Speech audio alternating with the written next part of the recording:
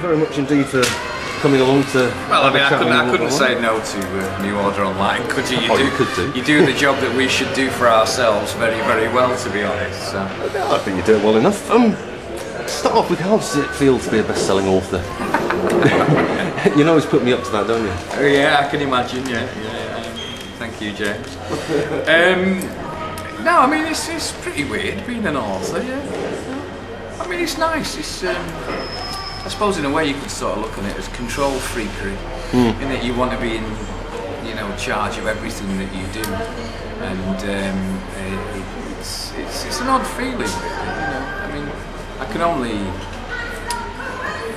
do it to how I want to do it, and I suppose in a funny way, after 30 years of working with loads of other people and doing everything by committee and do everything by compromise, it's actually been quite nice to just do it for yourself, so exactly how you want to do it. Yeah. Oh, nice one. It's been quite nice, and it's an odd feeling really, because the guy I've just done an interview with, the Salford Star, and he was saying to me, "Oh, was it ghost written?" And it wasn't. I literally went through that bloody thing 30 times, if that, to write it. It's really hard work. Very much, very, very hard work. And it was wonderful to get to the end and to be able to go, that's right. But I mean, it was, I'd have to say, with regard to the others, it was a fucking great story. So you couldn't go wrong, really. It reads really well. I mean, it's very conspiratorial in the way it's written, and quite friendly, like anecdotes and all that. So that automatically makes you warm to the story. I mean, how have you felt about the reviews that have been coming through?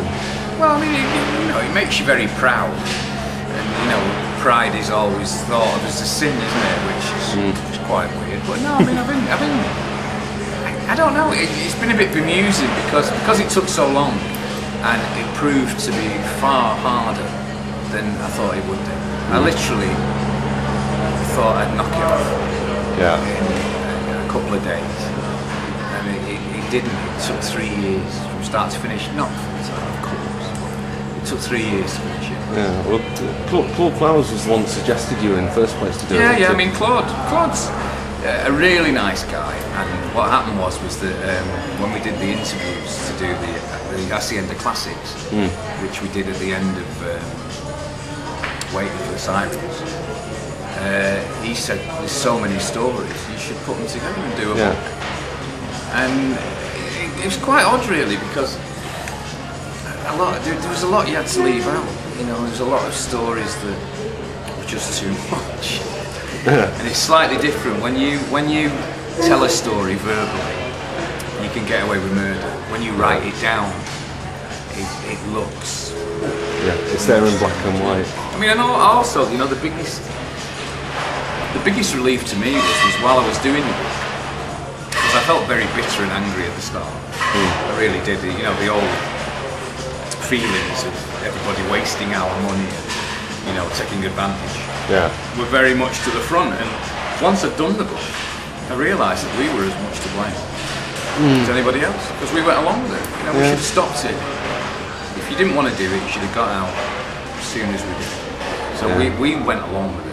And we could have forced the issue. It's that realisation, though, isn't it? And it's always a little bit too late, with a little bit of inexperience.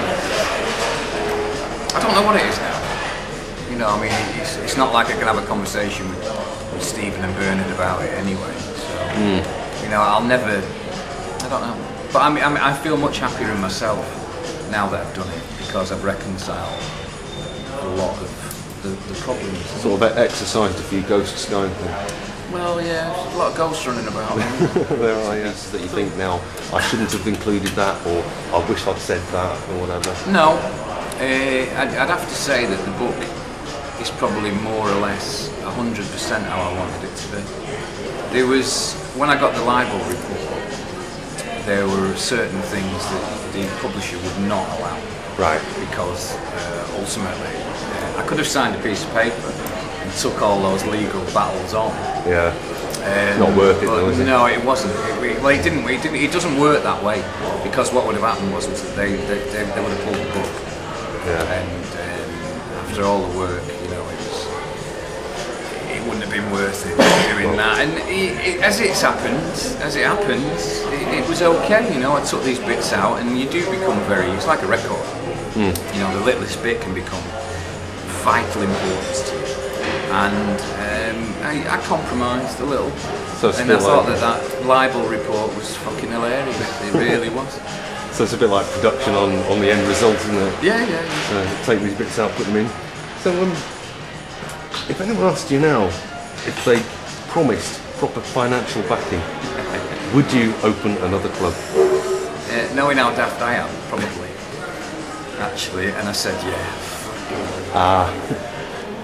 No, I promise you, I haven't heard about that previously. James hasn't told me. Right, okay. So interesting thing. Whereabouts would it be? Would it be Manchester or? Yeah, it would be in Manchester, and it's a very good friend of mine actually, who's asked me to consider it, and he said when I get back off this, we'll sit down and have a chat. You know? Right, I'm not too sure I mean, you know, I'm getting old and I need a job, unfortunately. I still need to work.